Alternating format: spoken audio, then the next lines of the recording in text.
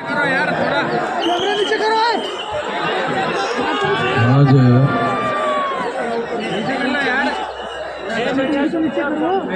EVM के विरोध में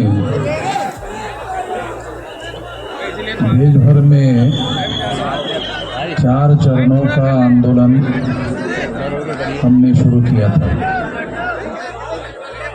4 चरणों के इस आंदोलन में आज का चरण जो है चौथा चरण है और सारे देश भर से यहाँ पर 32 राज्यों से लोग आए हैं। 32 स्टेट से लोग आए हैं और ईवीएम के विरोध में सारे देश भर में जब हमने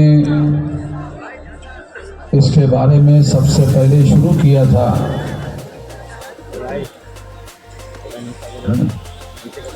जब सबसे पहले हमने शुरू किया था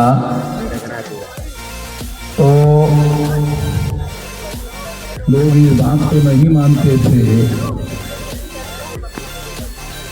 कि ईवीएम में कोई गड़बड़ी होती है, मगर जो लोग इस बात को नहीं मानते थे कि ईवीएम में कोई गड़बड़ी नहीं होती है, कोई घोटाला नहीं होता है, अब लोग सारे देश भर के लोग ईवीएम में घोटाला होता है इस बात को मानने के लिए राजी हो गए। हम सब लोगों के लिए खुशी की बात है कि अब सारा देश जो है ईवीएम में घोटाला होता है और घोटाले से चुनाव हो रहे हैं, इस बात को अब लोग मानना शुरू कर दिए हैं। 2019 के चुनाव में चुनाव आयोग ने ये कहा था कि ये जो डाटा है ईवीएम मशीन का डाटा है, पेपर ट्रेल का डाटा है, इसे साल भर सुरक्षित रखा जाएगा, मगर चुनाव आयोग ने 4 महीने में ही इसे नष्ट कर दिया। 4 महीने में नष्ट क्यों कर दिया? क्योंकि चुनाव आयोग को मालूम था कि ईवीएम में जो घोटाला किया गया है उसका दस्तावेजी प्रमाण ये पेपर ट्रेल मशीन का जो कागजी एविडेंस है उसमें डॉक्यूमेंट्री एविडेंस है कि ईवीएम में घोटाला किया गया है। इसलिए चुनाव आयोग को ये चीज मालूम होने की वजह से इसे चुनाव आयोग ने साल भर सुरक्षित रखने के बजाय 4 महीने में ही नष्ट कर दिया।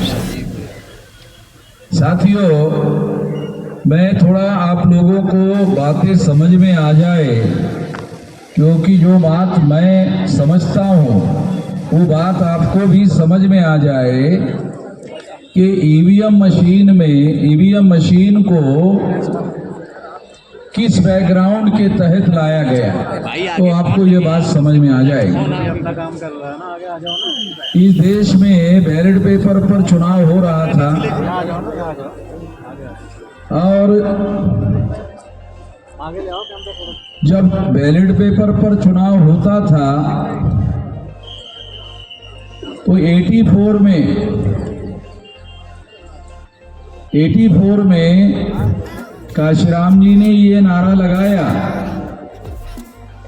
वोट हमारा राज तुम्हारा, नहीं चलेगा नहीं चलेगा नहीं चलेगा, ये काशीराम जी ने नारा लगाया था। तब भारत का जो शासक वर्ग था उनको ये लगा कि जो लोग शासक चुनने का काम करते थे और दूसरे ही लोगों को शासक चुनते थे, अब कहने लगे वोट हमारा, राज तुम्हारा, नहीं चलेगा नहीं चलेगा, तो अब ये लोग अपना शासन बनाना चाहते हैं, अपना शासक बनाना चाहते हैं, शासन बनाना चाहते हैं, अपना राज बनाना चाहते हैं। आप लोगों को याद है या नहीं है मालूम नहीं कि 84 को 14 अप्रैल 84 को काशीराम जी ने बहुजन समाज पार्टी बनाई और 81 में 6 दिसंबर 81 को उन्होंने एक संगठन बनाया था DS4। कुछ लोगों को जानकारी होगी, कुछ लोगों को जानकारी नहीं होगी। हम तो इस आंदोलन में शुरू से संघर्ष में शामिल होते रहे। तो DS4 के द्वारा भी चुनाव लड़ा गया था और चुनाव लड़ने की वजह से इस देश के शासक वर्ग में ये मैसेज गया था कि अब ये लोग शासक चुनने का जो काम करते थे, क्योंकि वोट के अधिकार में 2 अधिकार शामिल है। ये समझने की जरूरत है हमारे लोगों को। हमारे लोगों को ये बात समझ में नहीं आती है, ये आज भी हमारे लोगों को समझाने की जरूरत है। वोट के अधिकार में 2 अधिकार शामिल है, शासक चुनने का और शासक बनने का। हमारे लोगों को, तमाम लोगों को ये बात अभी भी समझ में नहीं आती ठीक से। वोट के अधिकार में 2 अधिकार शामिल है। एक अधिकार है शासक चुनने का और शासक बनने का। तो हमारे लोगों की औकात 84 तक, हमारे लोगों की जो औकात थी, मूल निवासी बहुजनों की औकात थी कि वो वोट के अधिकार का उपयोग शासक चुनने के लिए करते थे और ये मानते थे कि शासक बनना हमारा काम नहीं है। हमारे लोग ऐसा मानते थे कि शासक बनना हमारा काम नहीं है, इसलिए वो शासक चुनने का ही काम करते थे और दूसरों में से शासक चुनते थे। इसलिए दूसरों में से शासक चुनते थे। तो जब उन्होंने 84 में बहुजन समाज पार्टी काशीराम जी के द्वारा बनाकर देखी और उन्होंने नारा लगाया, वोट हमारा, राज तुम्हारा, नहीं चलेगा नहीं चलेगा, तब लोगों को लगा, शासक वर्ग को लगा कि अब ये शासक चुनना नहीं चाहते हैं, शासक बनना चाहते हैं। शासक चुनना नहीं, शासक बनना चाहते हैं। तो ये अभियान काशीराम जी के द्वारा शुरू किया गया था और इस वजह से 84 में जब ये बात सामने आई तो ईवीएम मशीन लाने का काम शुरू हुआ। ये थोड़ा बैकग्राउंड में आप लोगों को समझा रहा हूं कि ईवीएम मशीन अपने आप नहीं आई। ईवीएम आने के पीछे एक बहुत बड़ी वजह ये है कि हमारे लोगों ने इस देश में शासक बनने का अभियान शुरू किया था। अभी शासक चुनने का काम बहुत हो गया, अब हम लोग शासक बनेंगे। ये अभियान जब शुरू किया गया था, इसको रोकने के लिए ईवीएम मशीन लाया गया और उसके बाद में 20 साल तक इसका प्रयोग किया गया। सबसे पहले केरला में ईवीएम मशीन का प्रयोग शुरू हुआ और सारे देश भर में इसका प्रयोग धीरे धीरे इस तरीके से किया गया ताकि इस मशीन को जैसा वो चाहते थे वैसा उसको डेवलप किया जाए। जैसा मशीन वो चाहते थे, उस मशीन का जैसा उपयोग करना चाहते थे, वैसा उपयोग करने के लिए उनके पास ईवीएम मशीन का तजर्बा होना जरूरी था। इसलिए 84 से लेकर उन्होंने 2004 तक ये प्रयोग किया और 2004 को फिर सारे देश भर में ईवीएम लागू किया। क्योंकि हमारे लोगों को बहुत सारी बातों की जानकारी नहीं होती है, इसलिए ये बात मैं आप लोगों को बता रहा हूं, समझा रहा हूं। ये इस बैकग्राउंड के साथ ईवीएम को समझना है, इस बैकग्राउंड के साथ समझना है। इसलिए ये बैकग्राउंड आपको मैं समझा रहा हूं कि ईवीएम का लाने का जो बैकग्राउंड है वो ये है कि जब लोग जागकर अपने अधिकार का उपयोग करते हुए शासक बनने का जब लोगों ने अभियान शुरू किया, तब उसको रोकने के लिए ईवीएम लाया गया। तो 2004 में ईवीएम का उपयोग करके कांग्रेस की सरकार बनी। ये सोचना गलत है कि केवल बीजेपी के लोग ईवीएम का इस्तेमाल कर रहे हैं, केवल बीजेपी के लोग ही ईवीएम का उपयोग करके शासक बन रहे हैं। ये बात सही नहीं है, इस तरह से सोचना सही नहीं है।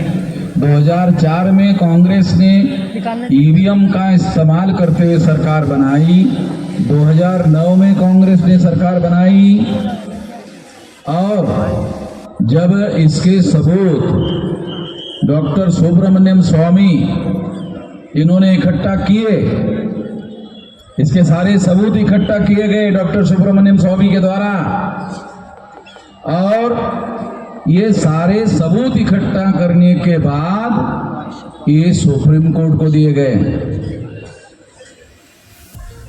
सुप्रीम कोर्ट को ये सारे सबूत दिए गए। लाल कृष्ण आडवाणी को कांग्रेस ने ये प्रस्ताव दिया था। क्या प्रस्ताव दिया था? कि हमने 2 बार घोटाला करके सरकार बनाई है, तुम भी 2 बार कर। और हमारी छोटी सी शर्त है, चुप हो जाओ। आडवाणी की विचारधारा से हम सहमत नहीं हैं, मगर ईमानदारी इंडिविजुअल कैरेक्टर होता है। जो ईमान होता है ना, ईमान, ये इंडिविजुअल कैरेक्टर होता है। तो आडवाणी जो है वो ईमानदार आदमी था। वो जो कचरे के ढेर में पड़ा हुआ है ना अभी, वो उसके ईमानदारी की वजह से पड़ा हुआ है। आडवाणी जो है वो ईमानदार आदमी था, और उसके ईमानदार होने की एक वजह ये थी कि वो ब्राह्मण नहीं था। हाँ, ये भी एक बड़ी वजह है। हाँ, लाल कृष्ण आडवाणी जो है ये ब्राह्मण नहीं है, तो ये ईमानदार आदमी था, तो उसने इस बात को नहीं माना और ये मामला सुप्रीम कोर्ट लेके गए। अगर आडवाणी नहीं चाहते तो ये मामला सुप्रीम कोर्ट में नहीं जाता, सुप्रीम कोर्ट में लेके गए। और सुप्रीम कोर्ट में लेकर जाने के बाद 8 अक्टूबर 2013 को सुप्रीम कोर्ट ने फैसला दिया। फैसला है, जजमेंट है, कि काल्पनिक बातें नहीं बोल रहा हूं। ये सुप्रीम कोर्ट ने ये जजमेंट दिया। ये क्या जजमेंट है? कि ईवीएम मशीन के द्वारा फ्री, फेयर एंड ट्रांसपेरेंट चुनाव नहीं हो सकता। ये सुप्रीम कोर्ट कह रहा है, ये कोई पार्टी नहीं कह रही। नहीं तो बीजेपी वाले कह थे अरे वो चुनाव हार गया इसलिए ऐसा कहना। तो सुप्रीम कोर्ट पार्टी थोड़ी है। सुप्रीम कोर्ट ने तमाम लोगों की बातों को सुना, सरकार का भी सुना, चुनाव आयोग का भी सुना, विरोधी पार्टी का भी सुना। सबका सुनने के बाद निर्णय दिया कि ईवीएम मशीन के द्वारा फ्री, फेयर एंड ट्रांसपेरेंट चुनाव नहीं हो सकता। ये सुप्रीम कोर्ट ने निर्णय दिया, और ये सुप्रीम कोर्ट ने निर्णय देने के बाद में ये जजमेंट में सुप्रीम कोर्ट ने और ये कहा कि चूंकि केवल ईवीएम मशीन के द्वारा फ्री, फेयर एंड ट्रांसपेरेंट चुनाव नहीं हो सकता। फ्री का मतलब मुक्त चुनाव नहीं हो सकता, फेयर का मतलब निष्पक्ष चुनाव नहीं हो सकता, ट्रांसपेरेंट का मतलब पारदर्शी चुनाव नहीं हो सकता। क्योंकि पहले जो ईवीएम मशीन थी उसमें वोटर वोट डालने के बाद उसका वोट किसके नाम पर जमा हुआ आंखों से दिखता नहीं था, आंखों से दिखता नहीं था। तो ये मशीन पारदर्शी भी नहीं थी। तो इस तरह से सुप्रीम कोर्ट ने अपने जजमेंट में लिखा हुआ है। और फिर जजमेंट में दूसरी बात लिखी कि फ्री, फेयर एंड ट्रांसपेरेंट चुनाव के लिए पेपर ट्रेल मशीन लगाना होगा। तो पेपर ट्रेल मशीन लगाई गई। तो पेपर ट्रेल मशीन लगाने से क्या हुआ? पेपर ट्रेल मशीन लगाने से केवल ये दिखाई देता था कि आपने जिस पर बटन दबाया उसी पर स्टैंप लगा, आंखों से केवल दिखाई देता था, केवल आंखों से दिखाई देता था। और दिखाई देने के बाद कागज का टुकड़ा कटकर बैलेट बॉक्स में गिरता था, मगर गिनती जिस ईवीएम में घोटाला होता है उसी ईवीएम की गिनती होती थी। यानी घोटाला सुप्रीम कोर्ट का निर्णय लगने के बाद भी बदस्तूर जारी रहा। क्यों? क्योंकि कागज का टुकड़ा गिरकर जो बैलेट बॉक्स में गिरता था उस कागज के टुकड़े की गिनती नहीं होती थी। ईवीएम मशीन में जो टेक्नोलॉजी है, टेक्नोलॉजी क्या कर सकती है कि हम चांद पर गया, चांद पर जाने के बाद पता चला बॉम्बे के इंजीनियरों को कि कुछ यान में गड़बड़ी हो गई। तो बॉम्बे के इंजीनियरों ने कहा चलो दुरुस्त कर लेते, यानी यान उधर है, चांद पर है, और इधर बैठे बैठे ही दुरुस्त करते थे इसरो में। यहाँ पर ईवीएम है और यहाँ पर वो आदमी है, वो यहाँ नहीं कर सकता, अरे चांद पर कर सकता है? चांद पर सुधार कर सकता है, इसका मतलब रिमोट कंट्रोल टेक्निक है। टेक्नोलॉजी थोड़ी बहुत जानने वाले जो लोग हैं उनको मालूम, रिमोट कंट्रोल टेक्निक है। रिमोट से उसको चलाते थे और अपने हिसाब से उसका उपयोग करते थे। तो यहाँ के यहाँ क्यों नहीं किया जा सकता? तो ईवीएम मशीन में पेपर ट्रेल मशीन लगाया गया, मगर पेपर ट्रेल का जो कागज का टुकड़ा है उसमें तो स्टैंप लगा हुआ है, उसकी तो गिनती नहीं होती थी। गिनती जिस ईवीएम में घोटाला होता था उसी की गिनती होती थी। तो ये अभी भी जारी है, ये अभी भी जारी है। भ्रम क्या हुआ? अरे पेपर ट्रेल तो लग गए ना, हम बोल रहे थे ना, लगा दिया।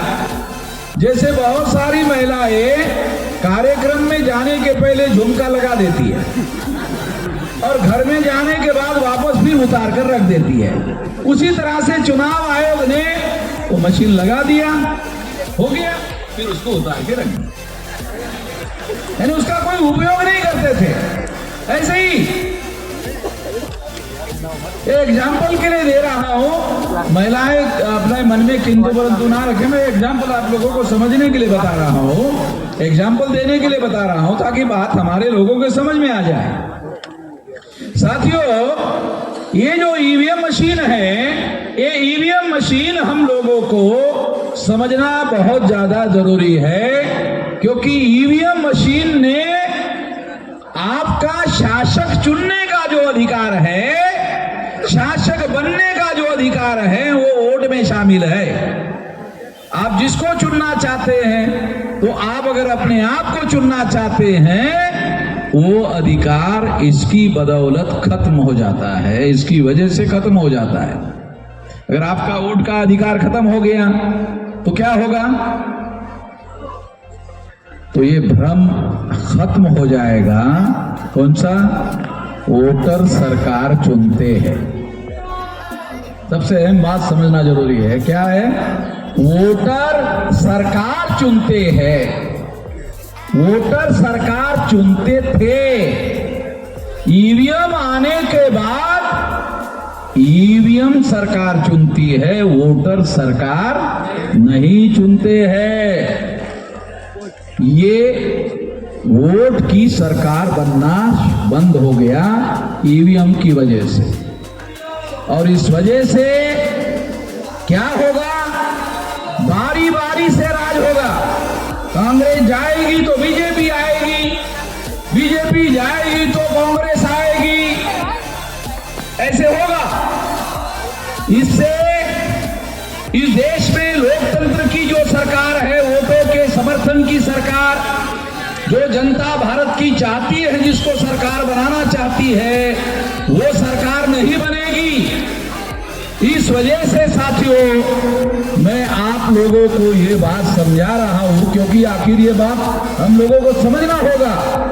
चुनाव आयोग के लिए हम लोगों ने एक लंबा पर्चा निकाला, सारे बहुत तमाम सवाल है। चुनाव आयोग ने किसी सवाल का कोई जवाब नहीं दिया।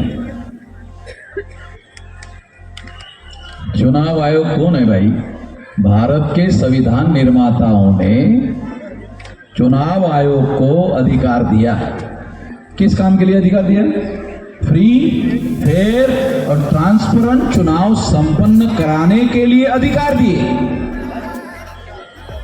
मालिक नहीं बनाया वोटर लोगों का, उन्होंने संविधान निर्माताओं ने अधिकार दिया चुनाव आयोग को। आपको काम कितना है?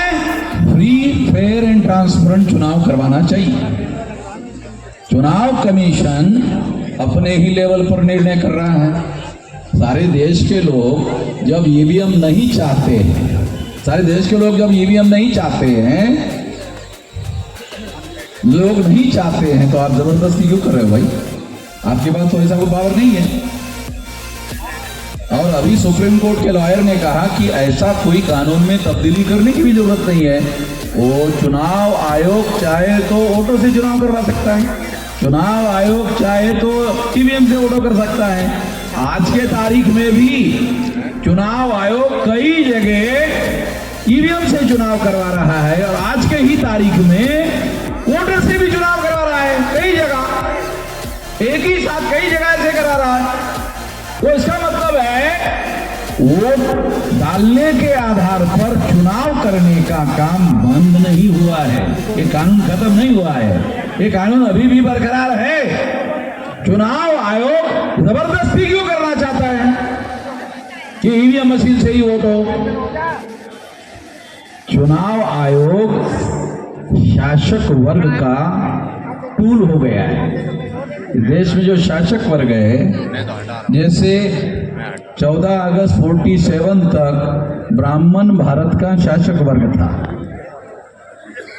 नहीं 14 अगस्त 47 तक अंग्रेज भारत का शासक वर्ग था। रात के 12:01 हो गया तो भारत का शासक वर्ग ब्राह्मण हो गया, भारत का शासक वर्ग ब्राह्मण हो गया। और जो भारत का शासक वर्ग जो जिनकी संख्या 3.5% है, सारे देश भर के लोगों को हर 18 साल के व्यक्ति को वोट का अधिकार बहाल हुआ, उसके द्वारा चुनकर आने वाली सरकार के द्वारा ब्राह्मण भारत का शासक वर्ग बना नहीं रह सकता।